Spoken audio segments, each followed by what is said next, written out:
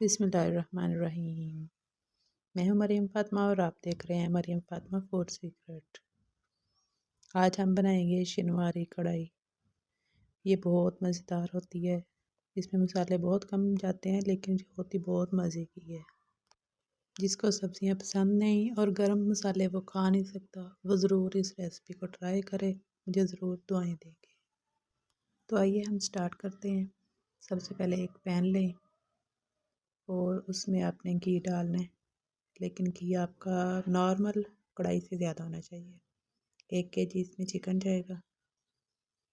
Chicken को आपने तब तक पकाना है जब तक उसका कलर चेंज नहीं हो जाता, क्योंकि कलर चेंज होने से इसका जो कच्चापन है, जो इसकी चिकन की अपनी स्मेल है, वो ख़त्म हो जाएगी।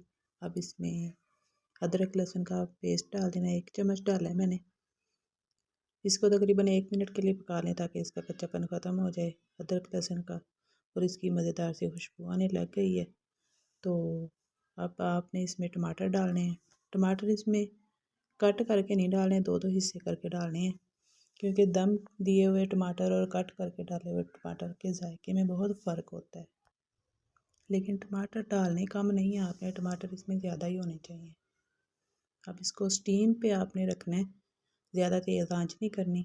तकरीबन 7 मिनट के लिए इसको स्टीम देनी है। इसके छिलके जो हैं वो नरम हो जाएंगे और आसानी से रिमूव हो जाएंगे।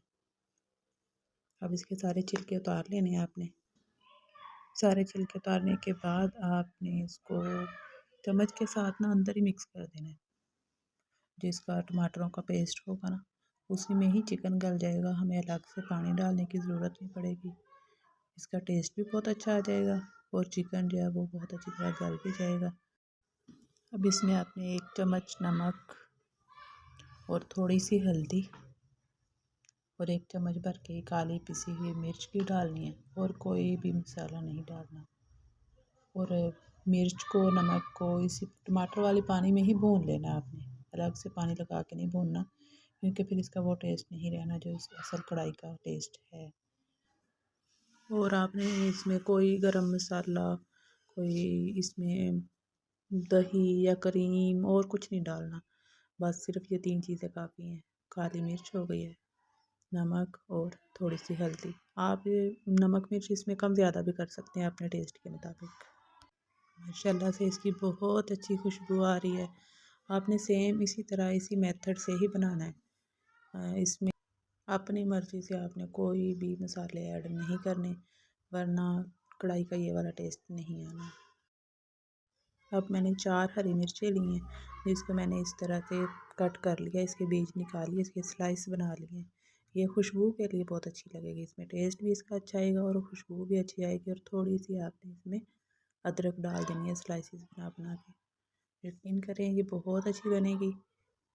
कढ़ाई कब बन गई है तो कुछ पता ही नहीं चला। बहुत मज़े की बनी है और बहुत जल्द बन गई है। लेकिन बच्चों के साथ वीडियो बनाने में बहुत मेहनत की है, इसलिए आपका सब्सक्राइब करना लाजमी है। Thank you.